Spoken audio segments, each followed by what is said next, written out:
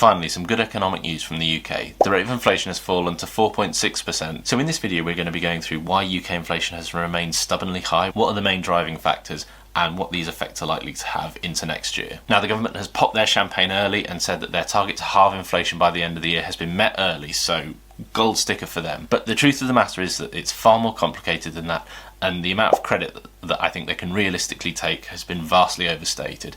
And it sort of feels like they're the rooster taking the credit for the sunrise, you know what I mean? My main concern really is that this masks a much more sinister and underlying trend when you start to look deeper into the inflation data. And isn't it convenient that when inflation was really high, they were just like, oh, it's got nothing to do with us, talk to the Bank of England, and now it started to come down, they're just like, yep, great job, chaps. But before we get into that, I think there's two things we really need to clarify. The first is that the Bank of England measures the rate of inflation using the Consumer Price Index, or the CPI, and it's a weighted average based on a basket of goods which they adjust every so often.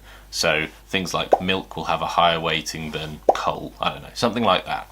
But one thing I think really mystifies the numbers is that you might be someone who lives in London and therefore you don't have a car, and so the price of something may fall dramatically. But if it's not something that you buy on a regular basis, then you're not really going to see the effect of that. And so this is part of the discrepancy and the disparity that we see when, you know, this is just unfortunately one of the disadvantages of looking at averages. But this is almost the more important one, which is to say that inflation may have come down, but that does not mean that prices are falling. All that means is that the rate of increase of prices has slowed down. And so this feels just like a bit of statistical jiggery-pokery. The government has been very quick to say that prices are falling, but that's not quite true. The rate of price increases is falling, so prices are still going up. So when we start to dive into the data, what has really caused this slowdown in price increases? The most obvious one is energy. Although the UK generates quite a lot of its electricity from renewable sources like solar and tidal, and in particular offshore wind, we are still overall a net energy importer. And so the global energy crisis that has really meant that the UK has been more vulnerable, particularly when it comes to oil and natural gas. But this is where the real statistical dark magic is going on. So the government have already announced that the energy price cap is going to go up by 5% in January, but that number is not included in these inflation numbers.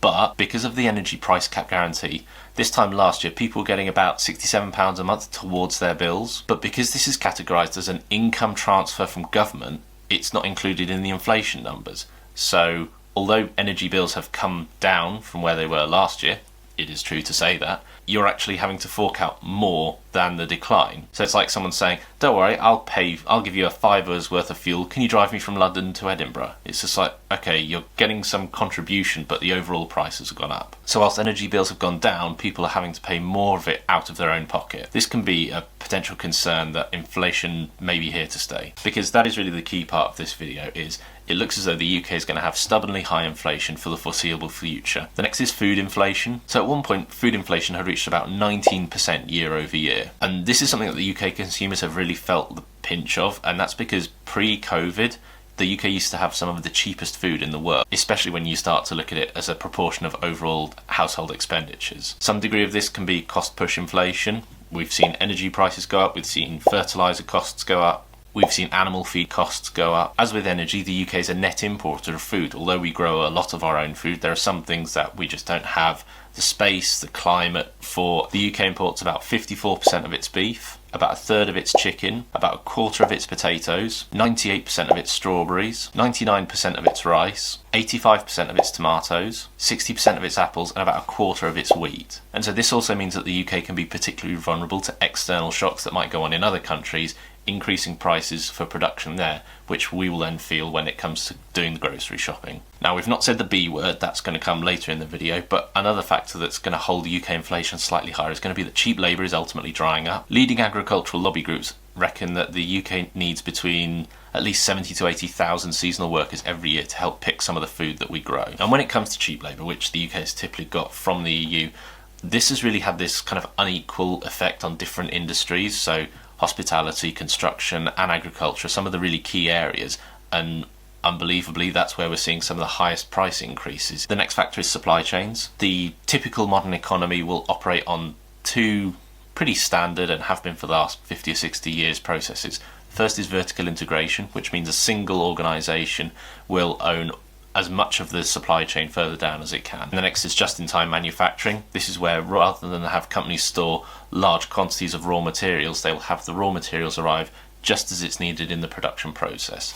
So when it comes to supply chain disruptions, both of these things can really mean that increased costs will get passed on to consumers. Now, the UK being a combination of an island nation but also a capital intensive and advanced economy, uses both of these principles. But as we've talked about, because the UK imports lots of raw materials, it means that, again, we are particularly prone to some of these external shocks that can be going on. The next is the UK's weak pound. So since the Brexit referendum and since the UK left the EU, the pound has been, really quite weak. And one of the problems for UK consumers is that means that importing goods can be comparatively more expensive.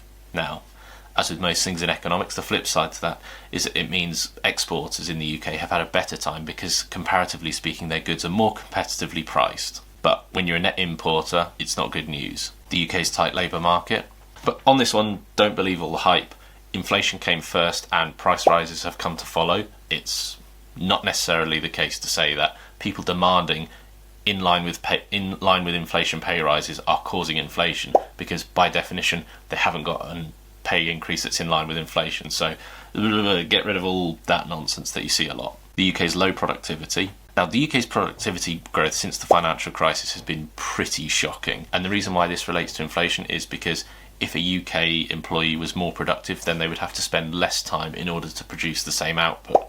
So more time from that person working means more costs. More costs have to get passed on to the consumer. And so we return to all the pant-wettingly stupid people who will say... Now, unfortunately, it's fair to say that Brexit may not necessarily have caused a lot of these issues, but it has certainly exacerbated a lot of these issues.